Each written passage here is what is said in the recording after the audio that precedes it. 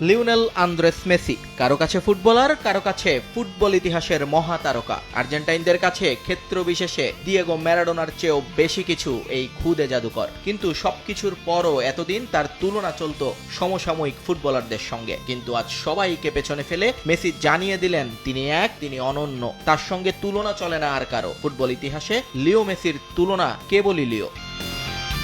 Club আর আন্তর্জাতিক মিলিয়ে এতদিন ৪৪টি শিরোপা ছিল মেসির দখলে, কিন্তু সেই জায়গাটায় তিনি ছিলেন না এককভাবে। সেখানে তার রাজ্যে ভাগ ছিল দানি আলভেসেরও। সাবেক বার্সেলোনা সতীর্থর সঙ্গে এক কাতারে ভালোই ছিলেন মেসি, কিন্তু ইতিহাসের দ্বিতীয় দল হিসেবে আর্জেন্টিনা টানা ৩ মেজর শিরোপা জেতার দিনে নিজের মুকুটেও একটা পালক লাগলো মেসির, যা তাকে নিয়ে গেল অন্য সবার উপরে।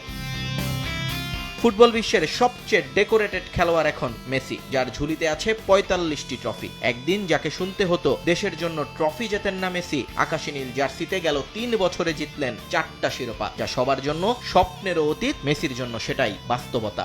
অর্ধেক পাউডারে দ্বিগুণ উজ্জ্বলতা, নতুন রিন অ্যাডভান্সড অর্ধেক পাউডারে দ্বিগুণ উজ্জ্বলতা।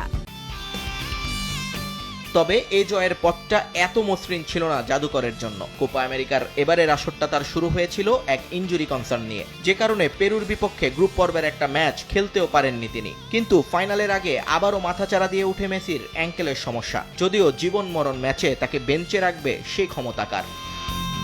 কিন্তু ফুটবল বিধাতার পরিকল্পনা ছিল অন্যরকম। ম্যাচের মাত্র ৩৫ মিনিটে এক ব্যর্থ আক্রমণে অ্যাঙ্কেলে আঘাত পান মেসি। মাঠে পড়ে কাতরাতে থাকেন আর্জেন্টাইন সুপারস্টার। রেফারি দৌড়ে এসে জানিয়ে দেন নো ফাউল, কিন্তু আর্জেন্টাইন সমর্থকরা পড়ে যায় শঙ্কায়। উঠতে পারবেন তো ৩৭ বছর বয়সী তারকা? সে যাত্রায় অবশ্য সবাইকে রক্ষা করেন মেসি নিজেই। প্রাথমিক চিকিৎসার পর উঠে দাঁড়ান, কিন্তু বিরতি থেকে ফিরে আর পারেননি লিও। ৬৫ মিনিটে দৌড়াতে দৌড়াতে হঠাৎই পা পিছলে পড়ে যান তিনি। আটকে উঠে পুরো হার্ড রক। মাঠে শুয়ে ব্যথায় নীল হয়ে যায় মেসির চোখ মুখ। বুঝে যান স্ক্যালোনি আর পারবেন না মেসি। শেষ পর্যন্ত হলোও তাই। উঠে গেলেন মেসি, মাঠে নামলেন নিকো গঞ্জালেস। কিন্তু এরপর টিভি ক্যামেরায় দেখানো দৃশ্যটা মন ভেঙে দেয় আর্জেন্টাইন সমর্থকদের।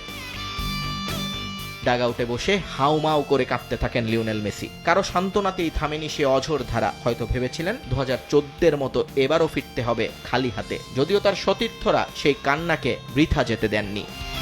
নিয়ন মোহাইমিন, সময় সংবাদ।